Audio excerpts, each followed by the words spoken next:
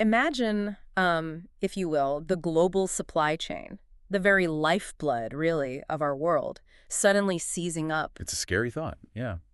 Picture one single, narrow maritime artery, a choke point so vital it handles, what, over 30% of global cargo? Easily. 90,000 ships a year, it's staggering. 90,000, and it's under this immense, unyielding pressure. What if, like a clogged artery, it just stopped? The world holds its breath.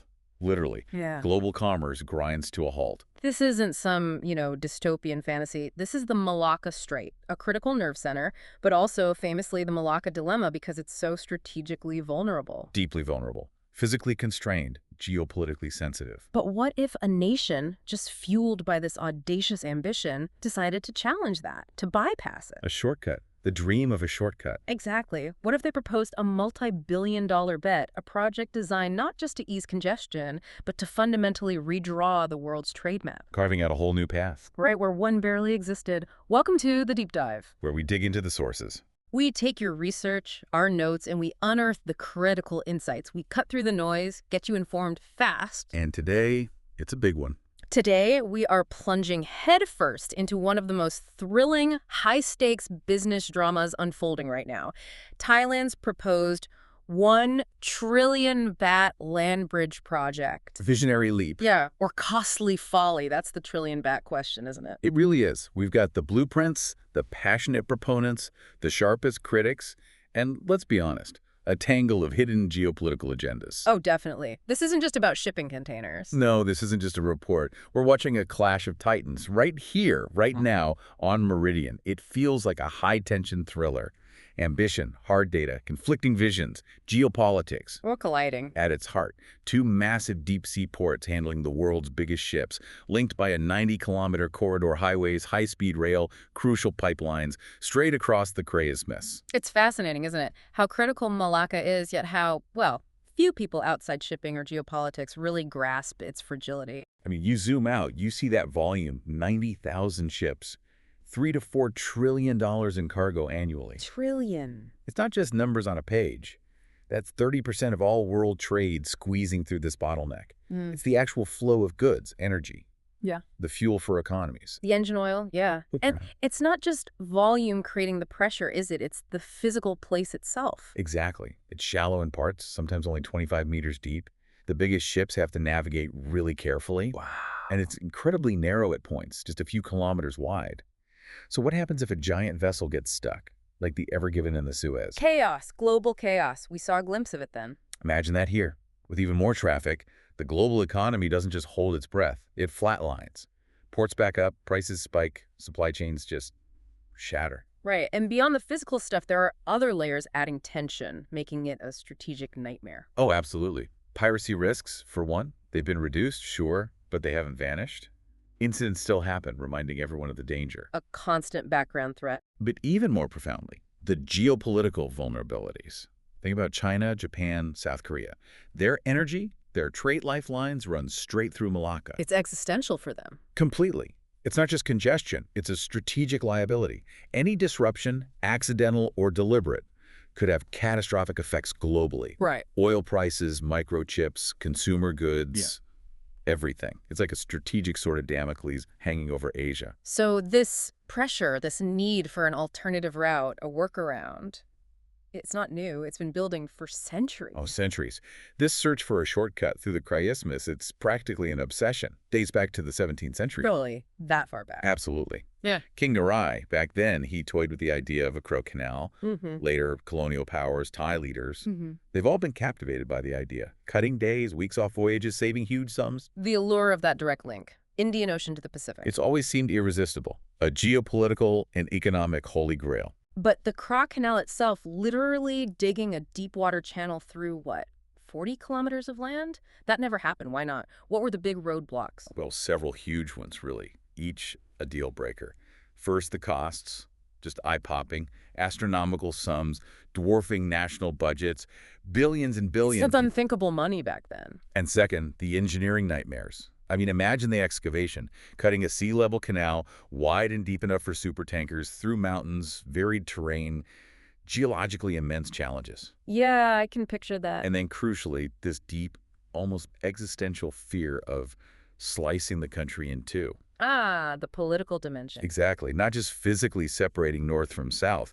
It was about potentially fueling regional separatism, especially in the Muslim-majority South, which already deals with insurgency issues. So dividing the country was just too big a risk. Too costly, too risky politically, too complex technically.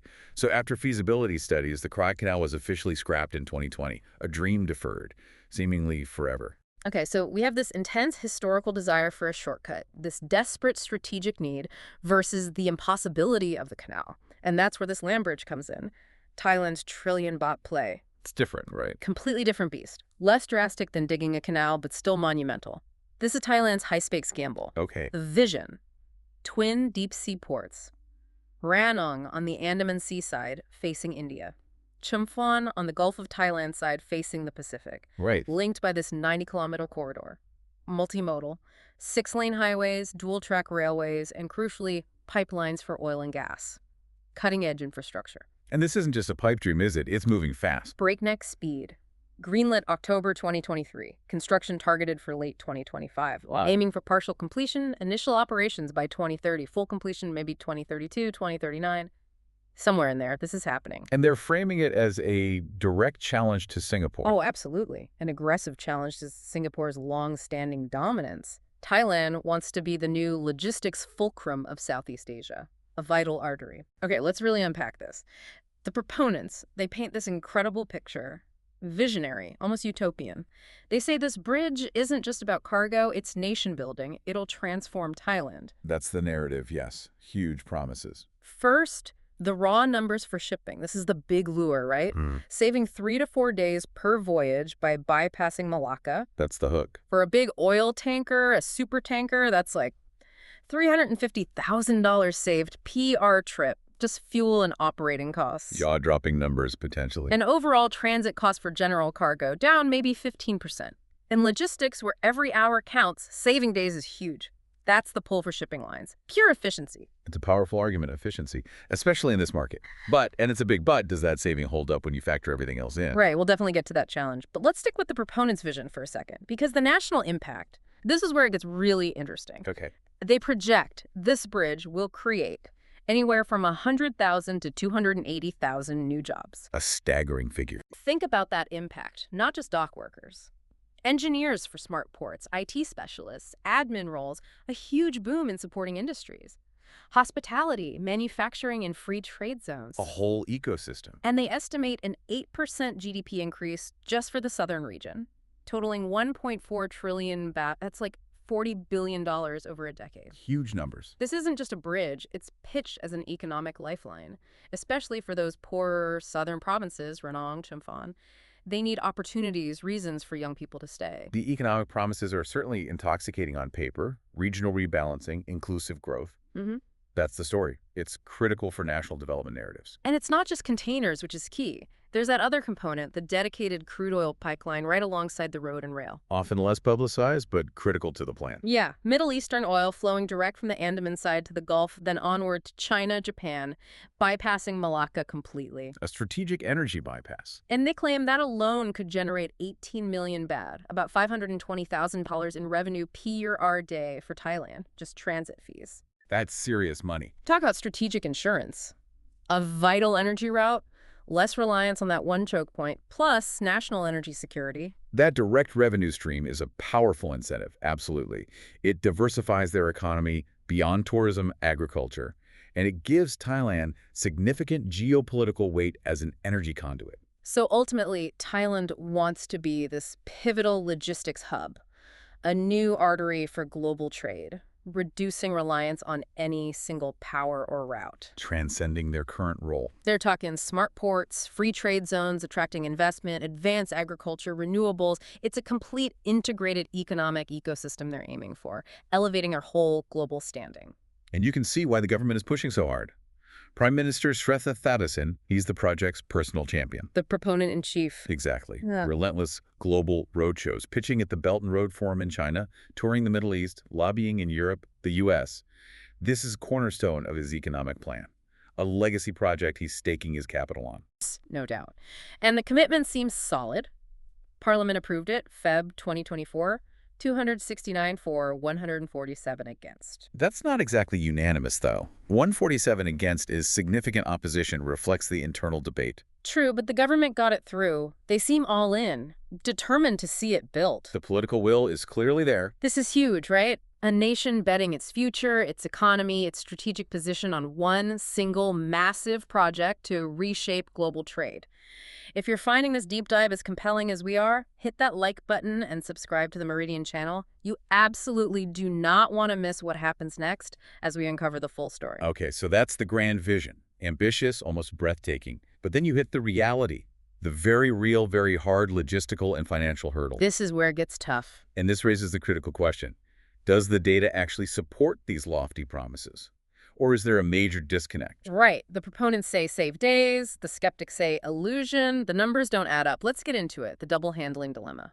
Exactly. On the surface, yeah, save 3-4 days sailing. Sounds great. Right. But then you add this huge new complexity. Unload every container, move it 90 kilometers, reload it onto another ship. It's not just zipping across. Not at all. It's this complex ballet. Giant cranes, trains, trucks, customs checks. It takes time. Realistically, unloading a whole mothership, thousands of TE years, moving them, reloading. They could easily take a full day, maybe more, at each end. A day or more. Yeah. And if scheduling isn't perfect, and let's face it, with weather, customs, things happen, those saved days can just evaporate. It introduces more friction points, not fewer. But modern ports. Yeah. Automation, technology. Can't they streamline that? Aren't these new ports meant to be hyper-efficient? Efficiency is key, yes. Modern ports are marvels. But here's the other undeniable factor. Malacca Strait. Zero tolls. Yeah. Free passage. Ah. The land bridge must charge fees Yeah. to pay back that massive investment.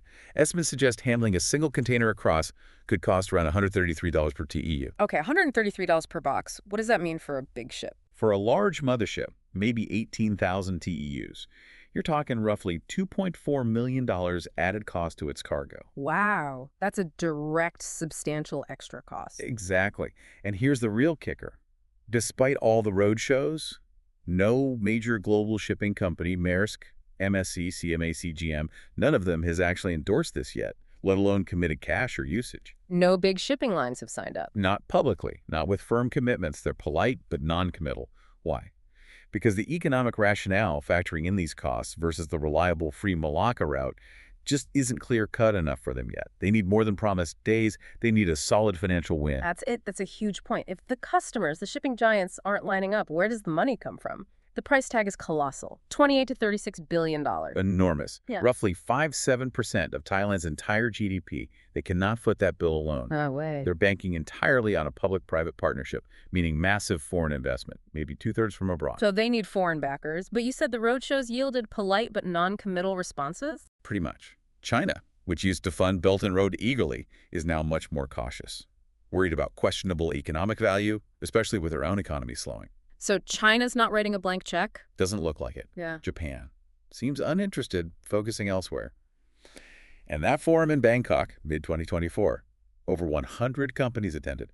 0 major shipping or port operators jumped in with actual cash or firm MOUs. 0. 0 firm commitments reported. It's not just lack of enthusiasm, it's profound hesitation from the very industry it needs to serve. The business case isn't compelling enough yet. But Thailand isn't just waiting, right? They announced that big infrastructure fund, $300 billion, about $9 billion to entice investors. Isn't that a strong signal? De-risking it? It is a signal, definitely. A bold move to try and sweeten the deal. But it's still only about a third the total cost. Okay. The gap is massive. Over Yeah. $20 billion still needed. The risk for Thailand. Huge debt if it underperforms. Or worse, becoming strategically beholden to whoever does finally bankroll it, compromising their autonomy. A dangerous game. Its viability hinges entirely on attracting consistent, high-volume traffic and generating returns. And right now, the shipping industry isn't convinced. It's a classic chicken and egg. Investors want traffic, shippers want a proven, cost-effective project. And meanwhile, the region isn't standing still. There's stiff competition out there, isn't there? The established players aren't just watching. Absolutely not. This isn't a vacuum. Singapore, already number 2 globally, is expanding its Tuas megaport, aiming for 65 million TEUs capacity. 65 million compared to Thailand's planned 33 million combined. Exactly, more than double. Singapore's strategy be so efficient, so advanced, so cost-effective that diverting through the land bridge makes zero economic sense. They're pouring money into automation, digitalization. Doubling down on efficiency. And it's not just Singapore. Malaysia is doubling Port Klang capacity to 27 million TEUs. And crucially, building its own China-funded East Coast Rail Link, the ECRL, due 2027. An East Coast rail link. Yeah, effectively Malaysia's own land bridge by rail, bypassing Singapore, offering another alternative route from the Indian Ocean to the South China Sea, potentially very competitive. Okay, so summing up these challenges. The double handling costs, the lack of shipping buy-in, the huge funding gap, fierce regional competition.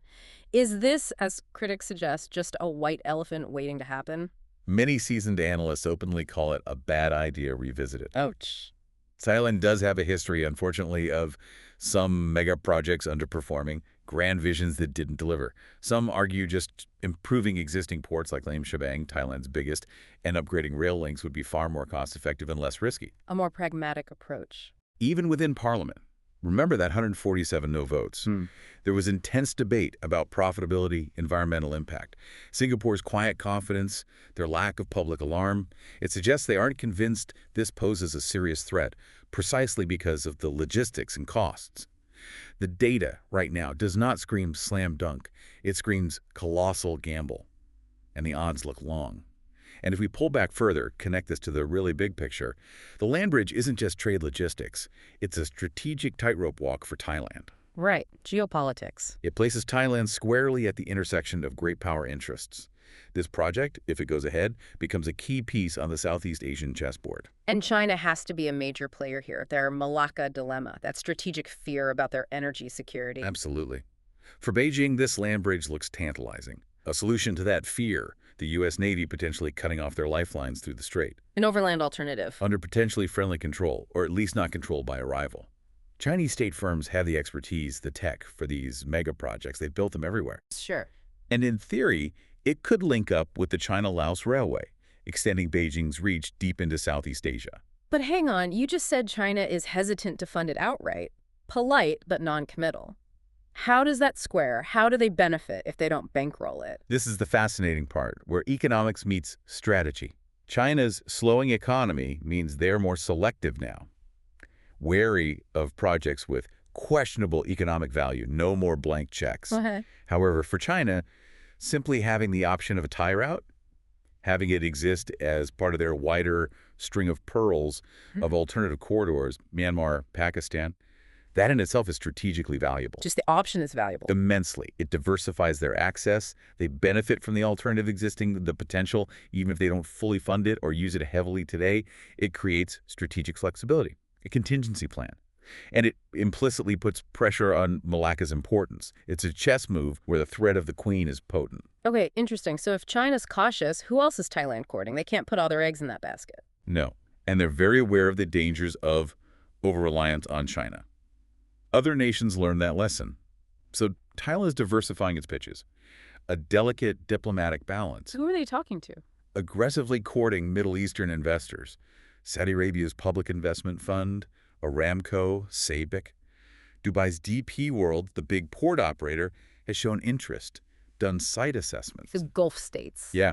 And this isn't just about money. It's diplomatically significant, too, especially since Thailand and Saudi Arabia only just restored full diplomatic ties in 2022 after a long rift. It's a geopolitical pivot as well. And India. How do they see this massive project nearby, especially with potential Chinese influence? India is watching very, very closely, almost holding its breath. Any big Chinese-backed project in the neighborhood triggers alarm bells in Delhi. Part of the string of pearls encirclement idea. That's the fear. Huh. Indian analysts warn the land bridge could encircle and isolate India if China dominates it. Yet, at the same time, India's foreign minister said India will explore investing. So a dual approach. Exactly. Counterbalance China by having a seat at the table while also potentially securing their own alternative trade routes to East Asia. It's pragmatic hedging in a very competitive region. And then there's the U.S. and its allies. Watching through the lens of strategic competition, Right. heavy Chinese involvement could be seen as extending Beijing's influence, complicating Thailand's traditional alignment with the U.S. So Thailand, a U.S. treaty ally since the 50s, is caught right in the middle of this U.S.-China rivalry. Precisely. A profoundly delicate U.S.-China line straddle. Thai officials insist they'll keep investment sources balanced, maintain neutrality. They're pitching to Europe too, Germany, France, seeking diverse partners. Trying to avoid taking sides? But analysts warn, if it tilts too far towards Beijing, if Chinese funding dominates, it could suck Thailand into the vortex of U.S.-China competition, forcing choices they desperately want to avoid. The stakes are huge for Thailand's future alignment and for the balance of power in Southeast Asia. So it's not just concrete and steel. It's a full-blown geopolitical chess match on Thai soil. Global powers vying for influence. The stakes couldn't be higher. This project is a global power play, a strategic gambit. If you're captivated by these high-stakes maneuvers, this intricate dance of global powers, give us a like and subscribe to Meridian. We're uncovering the real story behind the headlines, bringing you the knowledge you need. And beyond the boardrooms, the diplomatic tables, the abstract models, this grand strategy has very real, very human consequences. The ground level. Yeah, the story takes a different, often heartbreaking turn down in southern Thailand, where these idealistic visions of prosperity collide with the reality of mangroves, fishing boats, family farms. The environmental and human cost. The collateral damage of progress. Precisely. The Kra Isthmus, where this corridor is planned, it's home to incredibly rich ecosystems, not just generic greenery. Pristine mangrove forests teeming with unique wildlife, rainforests, endangered species, hornbills, rare reptiles, vital marine life and coastal nursery. Ecological treasure. Not just empty land, exactly. And the scale of clearance sounds huge. How much you're talking about? Oh, truly immense. 2 giant ports, a 6-lane highway, dual-track railway that requires clearing thousands of hectares. Official documents mention about 11,120 hectares in Ranong, 928 in Chumphon, just for direct development. That's huge areas. It raises immediate fears. Widespread deforestation, coastal erosion, catastrophic habitat loss, impacting the very biodiversity Thailand is famous for. The fear is a unique ecosystem gets bulldozed out of existence. And then there are the people, the communities directly in the path. Who are they? What are their fields? This is about lives, right? Livelihoods. Many are local fisherfolk. Whole communities dependent on the sea for generations. Take Tom Sinsawan, a fisherwoman in her 60s from Ranong. Her story. It's powerful. Tell us. Awang Bay. A sparkling bay ringed by villages, where she and hundreds like her catch crabs, fish, using traditional methods. It's slated to be partly filled in, dredged, concreted over for the Ranong port. Filled in. Yeah. She stood before the Prime Minister, pleaded, if we cannot go out to the sea, it is like killing us alive. Many are stateless people. Thai Myanmar borderlands, few other options, no land. It's not just a job, it's their identity, their heritage. They fear displacement, being cut off, their way of life erased. Just devastating for them. And it's not just the small-scale fishers. No, the concern runs deep. Commercial fishers worry too. Dredging, stirring up sediment, poisoning waters, disrupting nurseries. The new shipping lanes, projected to cut right across rich traditional fishing grounds. Overlapping their fishing areas. Exactly. And for older fishers, they say simply, changing professions is not an option. Their skills, their generational knowledge, irreplaceable. You can't just retrain them. So that's the coast. What about inland, Chumphon, the agricultural side? Equally concerned, if not more so, the 6-lane motorway, the railway will cut through rural districts. Farms, lush orchards. Like the durian farms. Exactly. Farmers like Somchak Jongjaturan. His family orchard cultivates durian, their green gold. Hugely valuable. It lies directly in the highway's path.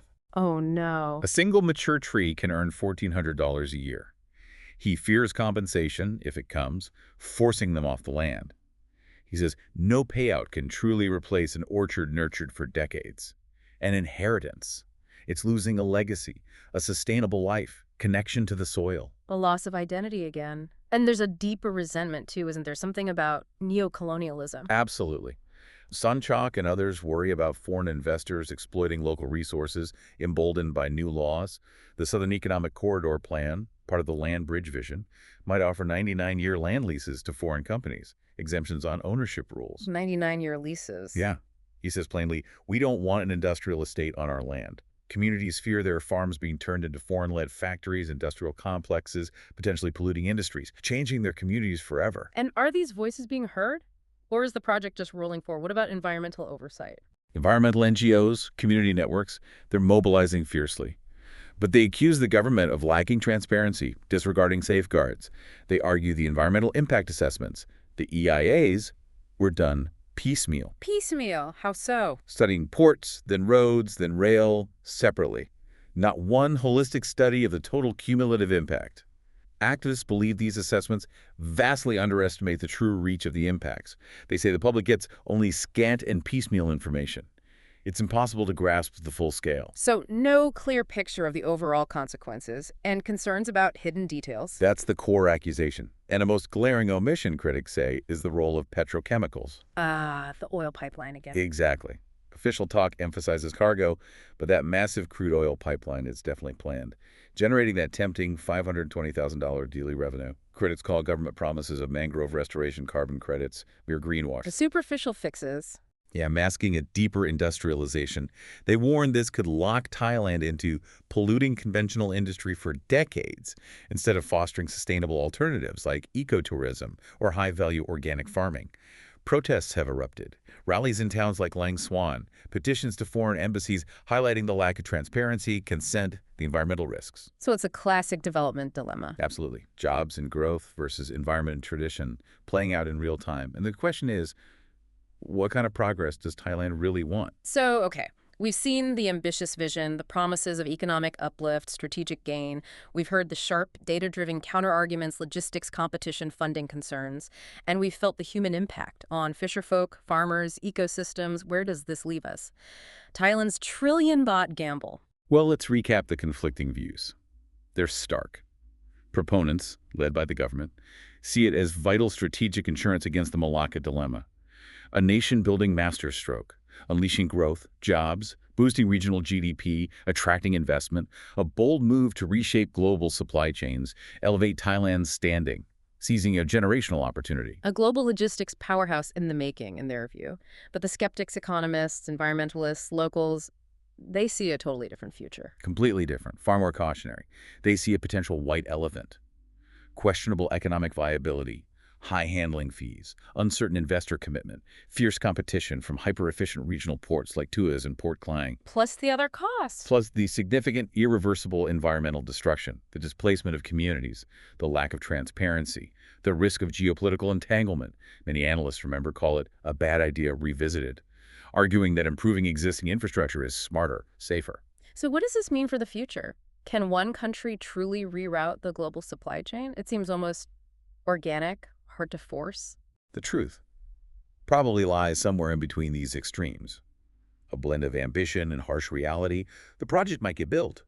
Political will, some foreign cash could push it through, but will it attract the transformative traffic volumes hoped for? That's the key question. Will the strategic value materialize if the economics don't add up for shippers? It's a gamble on multiple levels: local, regional, global.